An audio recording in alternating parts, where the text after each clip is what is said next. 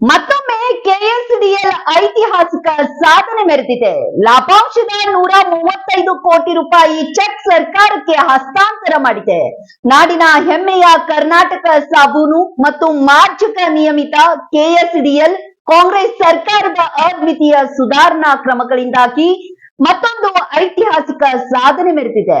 ಈ ದಿನ ಕೆಎಸ್ಡಿಎಲ್ ಲಾಭಾಂಶದ 1.34 ಕೋಟಿ 87,45,862 ರೂಪಾಯಿ ಚೆಕ್ ಅನ್ನ ಮುಖ್ಯಮಂತ್ರಿ ಸಿದ್ದರಾಮಯ್ಯರವರಿಗೆ ಹಸ್ತಾಂತರಿಸಿದೆ. ಕಳೆದ ಹಣಕಾಸು ವರ್ಷದಲ್ಲಿ 1,700 ಕೋಟಿ ರೂಪಾಯಿ ವಹಿವಾಟು ನಡೆಸಿ 451 ಕೋಟಿ ರೂಪಾಯಿ ಲಾಭಾಂಶವನ್ನ ಕಂಡಿದೆ. ಇದರ ಪೈಕಿ ನಿಯಮದಂತೆ 30% ಲಾಭಾಂಶವನ್ನ ಸರ್ಕಾರಕ್ಕೆ ಕೊಡಲಾಗಿದೆ. ವಹಿವಾಟು, ಲಾಭ ಮತ್ತು ಲಾಭಾಂಶ ಮೂರರಲ್ಲೂ ಇದು ಸಾರ್ವಕಾಲಿಕ ದಾಖಲೆ ಮಾಡಿದೆ. ಇದೇ ಸಂದರ್ಭದಲ್ಲಿ ಮುಖ್ಯಮಂತ್ರಿಯವರ ಪರಿಹಾರ ನಿಧಿಗೆ 5 ಕೋಟಿ ರೂಪಾಯಿಗಳ ಚೆಕ್ ನೀಡಲಾಯಿತೆಂದು ಸಚಿವ ಎಂಬಿ ಪಾಟೀಲ್ ತಮ್ಮ ಸಾಮಾಜಿಕ ಜಾಲತಾಣದಲ್ಲಿ ಹಂಚಿಕೊಂಡಿದ್ದಾರೆ.